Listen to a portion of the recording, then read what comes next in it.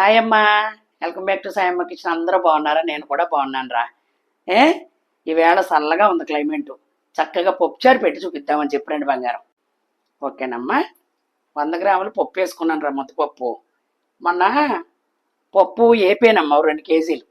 ఎందుకంటే వానాకాలంలో బాగుంటుంది, చక్కగా కమ్మగా ఉంటుందని చెప్పి ఏపిన పప్పు మాట. అందుకని ఇలా ఉంటుంది కలరు. 100 గ్రాములు పోసుకున్నాను. 1 గ్లాసు పప్పు పోసుకున్నా అమ్మా. ఇప్పుడే కుక్కర్ పోత వేయించుకొని పక్కన పెట్టుకున్నాను అనమాట. 100 గ్రాముల పప్పుకి గ్లాసుడు. ఓకేనమ్మా. ఒక 4 ములక్కాళ్ళు, 4 పచ్చిమిరపకాయలు, 2 టమాటాలు, 2 ఉల్లిపాయలు, కొద్దిగా కొత్తిమీర, అంతే. ఇవి లేకపోయినా కూడా పర్లేదు. ఓన్లీ ఉల్లిపాయ, పచ్చిమిరపకాయ, ఒక టమాటా ఉంటే చాలు పప్పుచారుకి, సూపర్ ఉంటుంది. ఇప్పుడే కొబ్బరికాయ కోరుకున్నాను. ఇక కొంచెం రుచిగా ఉంటుందని చెప్పి కొంచెం కొబ్బరి కూరు.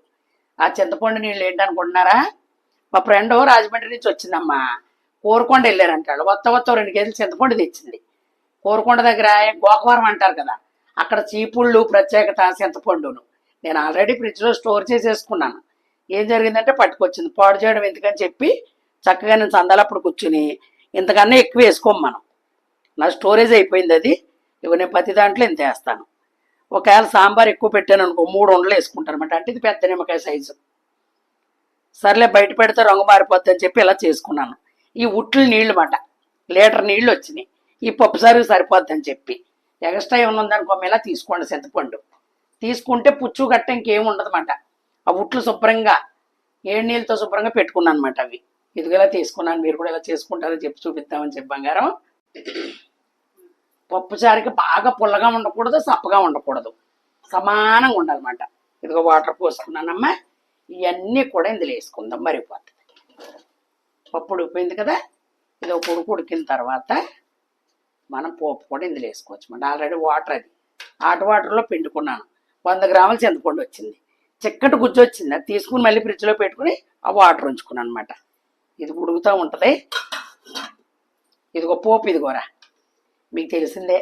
కొద్దిగా ధనియాలు, కొంచెం మెంతిగింజ, అమ్మ జీలకర్ర, ఆవాలు, ఎండుమిరపకాయ, కరివేపాకు, ఎల్లుల్లిపాయ, కొంచెం కొబ్బరికూర వేసుకుంటే బాగుంటుందని చెప్పి ఇదిగో మనం వేపుకున్న పప్పు ఈ రంగులో ఉంటుంది అన్నమాట. ఇదిగోరా, ఇదిగో 4 పూతలు వేయించుకున్నాను. ఇదిగో మెత్తగా ఉండాలి. పప్పు పలుకులు రాకూడదు, మెత్తగా ఉండాలన్నమాట. ఇదిగో ఓకేనమ్మా. ఓకేనమ్మా. వర్షాకాలంలో ఏమీ లేవు కూరగాయలు అనుకున్నప్పుడు అలా ఒక టమాటా, పచ్చిమిరపకాయ, ఉల్లిపాయ ఉంటే వేసేసుకోవచ్చు. ఓకేనమ్మా. ఇదిగో మీకు కింద చెప్తూ మర్చిపోయినరా. ఇదిగో కొబ్బరికూర వేసేసుకుందాం ఇందులోను. ఇదిగో ఒక 1/2 స్పూన్ కారం వేసుకోండి అమ్మా. 1 స్పూన్ పసుపు వేసుకోండి, అంతే. ఇందులోకి సాంబార్ పొడి గట్ట ఏం అక్కర్లేదు. ఉడిపోయింది. చక్కగా ఇది ఇలా మరుగుతూ ఉంటే పోపు వేసుకుందాం. ఎంత మరిగితే అంత రుచి మాట పప్పుచారు. దాంట్లోకి మీకు ఇంకోటి చూపిస్తాను స్పెషల్, అప్పుడే చెప్పేయకూడదు కదా. అది అమ్మమ్మలో నానమ్మలు గుర్తొచ్చేస్తారు. చక్కగా ఇప్పుడు పప్పు వేసేసుకుందాం, అంతే.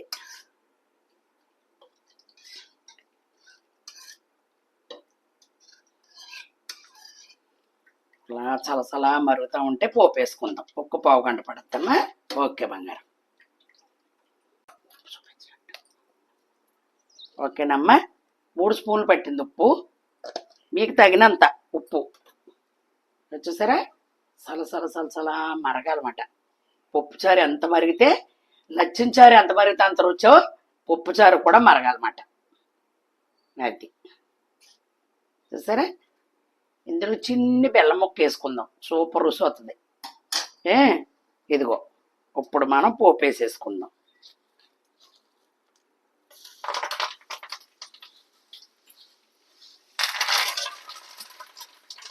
సౌరుస్కి చిన్న బెల్లం ముక్క వదులుకుంటే బాగుంటుందిరా. ఇంగు కూడా వేసుకోవచ్చు,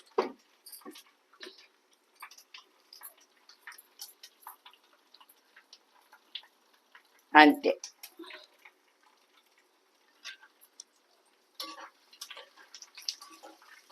ఒక గోళికాయ ఇంత బెల్లం ముక్క కూరేసి ఉంటుంది మన ఇంట్లో, డబ్బాతో తెచ్చుకుంటాను. ఇది మరుగుతూ ఉంటుంది, ఫ్రిడ్జ్లో ఉంది డబ్బా.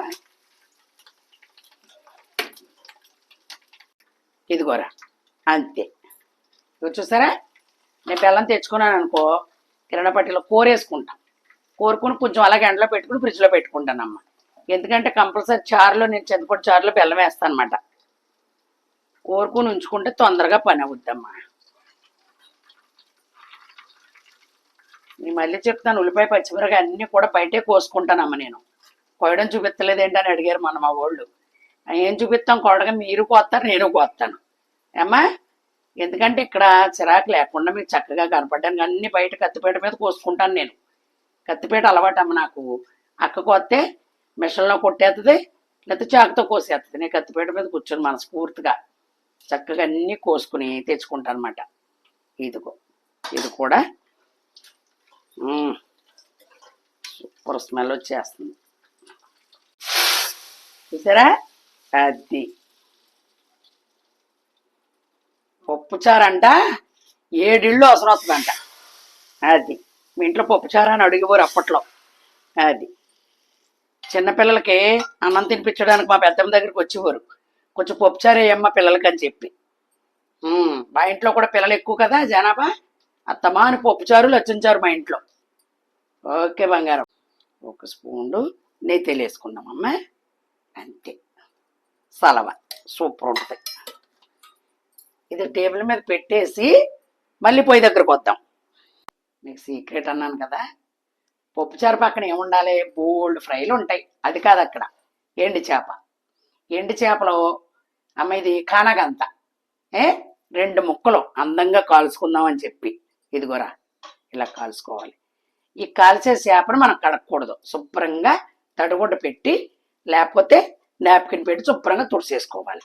ఇది ఆల్రెడీ ఉప్పు కాబట్టి చక్కగా సిమ్లో పెట్టుకుని ఇలాగ మనం కాల్చుకోవాలన్నమాట. ఏదన్నా ఊస కానీ పోర్క్ కానీ మీకు అవకాశం ఎలా ఉంటే అలాగా. అది సూపర్ ఉంటుంది అన్నమాట. పాతకాలంలో మా తాతవని మా అమ్మమ్మని అందరూ కూడా ఇలా కాల్చుకుని తినేవారు. అప్పుడు పొయ్యి కాబట్టి బొగ్గులు పొయ్యి, ఆ బొగ్గులు బయటకు తీసుకుని దాంట్లో వేసేసుకున్న 4 ఎండు చేపలు కప్పెట్టేసేవారు. 1 నిమిషం 7 ఇళ్ళు 7 చేపలు కాల్చేసుకుంటున్నారు అని తెలిసింది అన్నమాట. ఇదిగోరా, ఇది కొంచెం స్మెల్ వస్తుంది. మనం బయట పోయొద్దు అనుకో, గొడవలేదు. మరి ఇది ఇంట్లో కాబట్టి వస్తుంది. ఇష్టంగా చేసుకున్నప్పుడు మనం భరించాలి. చూసారా, అలాగా దగ్గరే ఉండాలమ్మా, చాలా బాగుంటుంది. ఇలా తిప్పుకుంటూ ఉండండి. మొన్న మా ఇంటి దగ్గర కరెంట్ తమ్ము పడిపోయింది మన వర్షాలకి. అప్పుడు ఇన్ని సేవండి ఏరింది మాట అక్క. దేనికన్నా ఉపయోగపడతాయిలే, సింకులో గట్ట ఏమన్నా ఎంగుళ్ళు గట్ట ఉన్నప్పుడు తీయడానికి ఉంటుంది అవకాశం అని. నాకు ఇప్పుడు ఇది ఉపయోగపడింది మాట. ఇలాగా చూసారా, ఇలా పెట్టుకోండి. చక్కగా చేప వచ్చి కానగంత 2 ముక్కలు అవుద్దమ్మా. చాలా మంది ఎడపెడ కోసుకుని చెంకులు కూడా ఉంచుకుంటారు, కొందరు తలకాయ ఉంచుకుంటారు. మనకు అంత ఓపిక లేదు, అందుకని చెప్పి శుభ్రంగా బాగు చేసేసుకున్నాను. ఈగురా కాలిపోయింది చూసారు. ఇందులో వచ్చిన ఆయిల్ అది చల్లారిన తర్వాత జాయిగా ప్లేట్లో తీసుకుని టేబుల్ దగ్గరికి వెళ్ళిపోదాం. కొంచెం చల్లారాలి కదా, సరిపోద్ది ఇలాగా. ఓకేనమ్మా, ఓకేనమ్మా. అక్కడ అట్టం అయిపోయింది, ఇలాగ వచ్చాం. ఇదిగో పప్పుచారు. ఇలాగ అన్నీ కూడా డ్రెస్సులో తీసేసుకుంటాంరా. అంట్లు కూడా ఎక్కువే ఉంటాయి, మరి తప్పదు. చూసారు కదా, అంటే స్మెల్ పోద్ది అని చెప్పి మూత పెడుతున్నాను బంగారం. ఇదిగో ఇది కూడా సీక్రెట్ చెప్తున్నాను, నేను ఒక్కదాన్నే తింటాను. ఇది ఇంట్లో ఎవరో తినరు. ఇలా తినాలనిపించింది అందుకని చెప్పి పప్పుచారుకే కాంపిటీషన్ ఇది. మళ్ళీ సాంబార్కి గట్టా కాదు, లచ్చిన చారుకి పప్పుచారుకే కాంపిటీషన్ ఇది. ఓకేనమ్మా, మరి నచ్చిందని అనుకుంటున్నాను. ఇలా చేసుకోండి, వర్షాకాలం తినాలనుకున్నా తినాలి మనం. అది ఎందుకంటే ఈ 4 రుచులు. ఓకేనమ్మా, మీకు చూపించినట్టు కూడా ఉంటుంది. ఇదిగోరా, కాలిందో కాలేదని డౌట్ రావచ్చు కదా, విడిపోయింది అసలు చాలా బాగా. ఇదిగో ముళ్ళు కూడా చూసారా, కానాకంతకు ఒకటే ముళ్ళు ఉంటుందమ్మా. ఇదిగో పిల్లలకు కూడా మనం తినిపించవచ్చు. అంతే, ఆ 2 ముళ్ళులు. అయిగో చూసారా, చక్కగా వచ్చిందిరా. ఇలాగ ఒకసారి ట్రై చేయండి. వచ్చిందని అనుకుంటున్నాను అమ్మ. అందంగా లైక్ చేయండి, షేర్ చేయండి, సబ్స్క్రైబ్ చేసుకుని చక్కగా చూసి మంచి కామెంట్లు పెట్టి బంగారం. మంచి రెసిపీతో మీ సాయమ్మ మీ ముందుకు వస్తుంది. Bye bye.